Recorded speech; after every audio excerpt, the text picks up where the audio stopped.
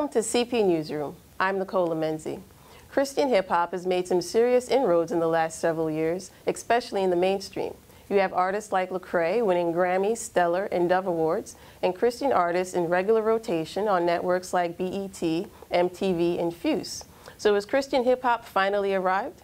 Joining us to take a look at the issue is Timothy Trudeau, CEO of SyntaxCreative, and Chad Horton, co-owner of the biggest online Christian rap portal, Rapzilla.com. Welcome, gentlemen. Thank you. All right, so let's get right into it. Has Christian hip-hop finally arrived? Yeah, that's an interesting question. I would say that anyone who gets comfortable with anything is going to be, someone else is going to come and go even higher than them. So for me, I don't want to say that we've arrived yet. I would like to keep going and see what else we can do. What are your thoughts on that, especially if you want to compare where we are now to maybe 5 years ago, 10 years ago? Yeah, same thing. I don't know if I would say it has arrived, but it is definitely at a point where it's impacting on a higher level the mainstream hip-hop audience a lot more, the Christian audience as well.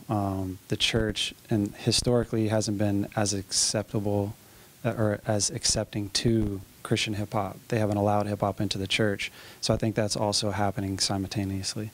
Okay, and I mentioned in the intro there Lecrae, who's, winning the awards across the board for the most part. So how much of an effect has Lecrae and just the Reach Records label had on kind of opening that door for other artists who are Christians and want to cross over mainstream? Obviously, they've played a tremendous part in that because, ultimately with the sales that they're receiving, that means there's a lot more support. I personally think that support's coming from the Christian audience and from the church opening up more to hip-hop. So I think it plays a tremendous role in leading the way and opening the door for, a lot of other people to come behind them. And to their credit, they do bring a lot of people with them, and they have features from other artists within the scene, and so they play a tremendous role. So you're mentioning also that even though he's like on BET or MTV or at the Grammys, you're saying his foundation still is the Christian community. Yeah, I mean, ultimately, because just recently in the last few years has their, approach been to, really publicity-wise go towards the mainstream audience, the mainstream hip-hop audience, and that coverage really started coming when the sales, when he started selling 100,000 albums, then the mainstream hip-hop audience said, wow, who is this guy selling 100,000 albums that we've never heard of? So, obviously that, is where it's starting out. Okay, and Timothy, how would you categorize, Christian hip-hop today? Someone asks you, what's the scene look like? How would you describe it? Well, I think the major difference is there's actually a organized scene and economy for it now, whereas back in the 90s and 2000s it was the Wild West. Like, there was no economy, so back then we were actually creating the economy by creating tour circuits, busting down the church doors or whatever. Not really, but churches that had never considered having such a thing, like let's have some rappers come and stand on the stage and do their thing, do music or whatever. Someone could do this if they wanted to and for a living, and not be a starving artist necessarily. Right, which is also a bad thing because it's attracting people to this as, maybe I could do that. I learned so many things at Sunday school growing up. If I could just repeat those over and over, maybe I could make a living so I don't have to mow lawns or whatever it is. Yeah, so that's one of my other questions also. So what do you do when it seems like the industry is getting oversaturated? Everybody wants to be a Christian rapper now. And of course you have people who maybe it's not all about promoting Christ or whatever. So how do you kind of deal with that? Well, you could do what the U.S. government does and regulate it. For us, I mean, everything that is amazing or going well is always going to get oversaturated. There's nothing we can do about that. So, okay. I mean, I'm bothered by fakes, of course, but right. I mean, we don't know the hearts of people like obviously the way God does. So True. We're just going to have to focus. If we are ones that are serious, we're just going to have to laser beam and keep going. Okay. Okay, it's a very Christian thing of you to say, by the way. We don't know I'm trying, thank you. But for you, Chad, Rapzilla, it's the go-to platform for any artist who wants to, you know, hit that market, or they're Christians and that's where they would go.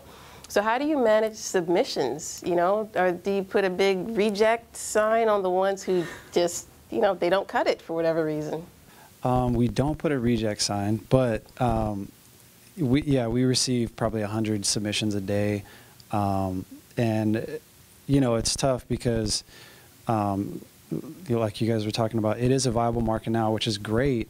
But again, there's a lot of people that just feel like because they're Christian that we should post them, or, you know, because they're talking about God that it should be celebrated and shared, you know, with everyone. But it's still, you're doing art for bringing glory to God, you know, so do it the best that you can.